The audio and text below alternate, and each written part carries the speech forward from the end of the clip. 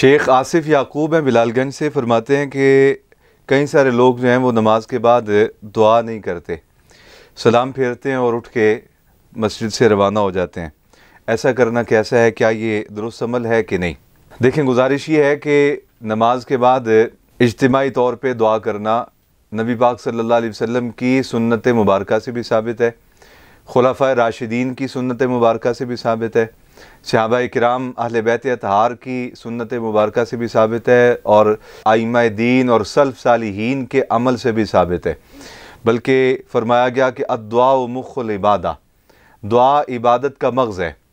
دعا کو عبادت کا مغز قرار دینا، آپ اس سے یہ اندازہ لگائیں کہ انسان کے وجود میں سے اگر اس کا مغز نکال دیا جائے تو وجود زندہ نہیں رہتا، اور اگر ڈاکٹر حضرات کسی نہ کسی طریقے سے اسے زندہ رکھنے میں کامیاب ہو بھی جائیں تو وہ زندہ بھی مردہ ہی کی طرح ہوگا کہ اس میں شعور نہیں ہوگا، اس میں زندگی کے آثار نہیں ہوں گے، صرف وجود ہی ہوگا تر و تازہ، جو وہ دوائیوں کے ذریعے یا کسی اور طرح سے اسے بچانے میں کامیاب اگر ہو جائیں تو بفرض محال۔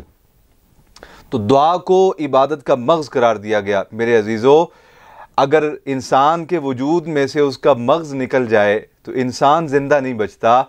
اسی طرح حضور نے دعا کو عبادت کا مغز کہا، تو گویا اس کا معنی یہ ہوا کہ اگر عبادت میں سے دعا نکل جائے تو پھر عبادت بھی باقی نہیں بچتی۔ یہی وجہ ہے کہ آج لوگ نمازیں تو پڑھتے ہیں لیکن ان کو ان کی نمازیں سکون نہیں دیتی۔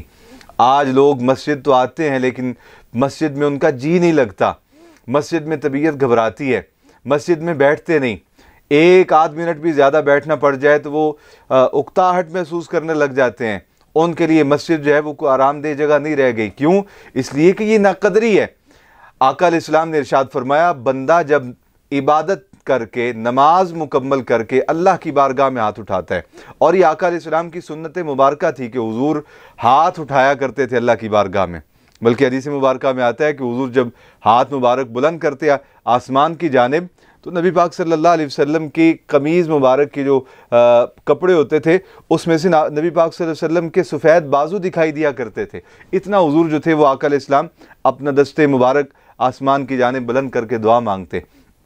حضور نے فرمایا، جب نمازی نماز مکمل کر کے عبادت مکمل کر کے آسمان کی جانب ہاتھ اٹھا کے دعا کرتا ہے اور عرض کرتا ہے کہ اے اللہ تو میرا معبود ہے، تو عبادت کے لائق ہے، میں تیری عبادت کرتا ہوں، تو فرمایا اسے رب تعالیٰ خالی نہیں لوٹاتا، جو کچھ بھی وہ رب سے مانگتا ہے رب اسے عطا فرما دیتا ہے۔ نماز کے بعد دعا جو ہے یہ قبولیت کے لمحات ہیں، ان میں دعا ضرور کرنی چاہیے۔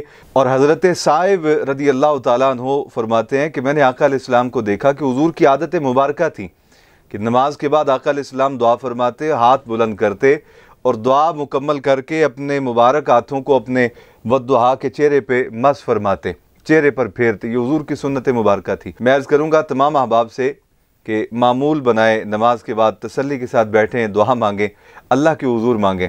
آپ نے دعا رب سے مانگنی ہے، کسی غیر سے تھوڑی مانگنی ہے، تو جب اپنے رب سے مانگنی ہے تو پھر اس میں کنجوسی کیوں کرنا؟ اور آقا علیہ السلام نے ارشاد فرمایا، میرا امتی جب اپنے رب سے مانگتا ہے نا تو میرے رب کو وہ میرا امتی بڑا پسند آتا ہے، اور میرا رب مانگنے والے کو خوش ہو کے عطا فرماتا ہے، خوش ہو کے عطا فرماتا ہے۔ ویسے تو رب تعالیٰ کافروں کو بھی روزی دے رہا ہے، مسلمانوں کو بھی رزق دے رہا ہے، تو اس کے جو منکر ہیں وہ بھی اسی کے دیے ہوئے میں سے پل رہے ہیں۔ لیکن جب مومن رسول اللہ صلی اللہ علیہ وسلم کا غلام اپنے آقا و مولا صلی اللہ علیہ وسلم کے رب کے حضور دعا کے لیے ہاتھ اٹھاتا ہے تو رب کو بڑا پسند آتا ہے، رب خوشی فرماتا ہے، رب خوش ہوتا ہے کہ میرا بندہ مجھ سے سوال کر رہا ہے۔ میں عرض کروں گا عادت بنا لیں، دائیں بائیں یہ نہ دیکھا کریں کہ میرے ساتھ فلاں شخص نماز پڑھ رہا تھا وہ اٹھ کے چلا گیا، بھئی اسے نہیں حاجت مانگنے کی، وہ اس کا پیٹ بھرا ہوگا، اس کا دامن جو ہے وہ بھرا ہوگا، اسے رب سے مانگنے کی حاجت نہیں ہے۔ آپ ضرور مانگیں۔ ہمیشہ یاد رکھیں، اچھائی کو دیکھ کے اپنانا چاہیے، برائی کو دیکھ کے برائی نہیں اپنانی چاہیے۔ دانا وہی ہوتا ہے کہ جو اچھائی دیکھے تو اسے اپنا لے، برائی دیکھے تو اسے چھوڑ دے۔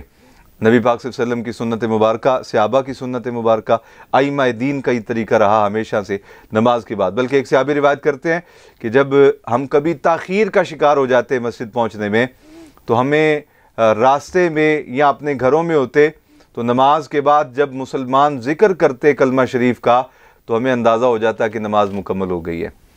نماز کے بعد ذکر کرنا، دعا کرنا، پھر اجتماعیت میں اللہ رب العالمین نے بڑی برکت رکھی ہے۔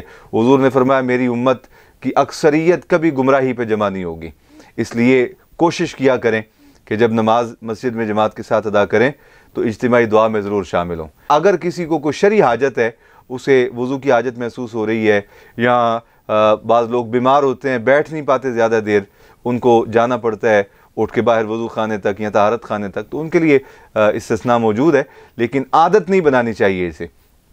صحت مند لوگ نماز کے لیے بیٹھیں تو اللہ کے حضور گڑ گڑائیں، التجائیں کریں۔ نبی پاک صلی اللہ علیہ وسلم نے ارشاد فرمایا جہاں 40 مومن اللہ کے حضور دعا کے لیے ہاتھ اٹھاتے ہیں، رب تعالیٰ کسی ایک نہ ایک کے صدقے ضرور سب کی جھولیاں بھر دیتا ہے۔ السلام علیکم ورحمۃ اللہ وبرکاتہ۔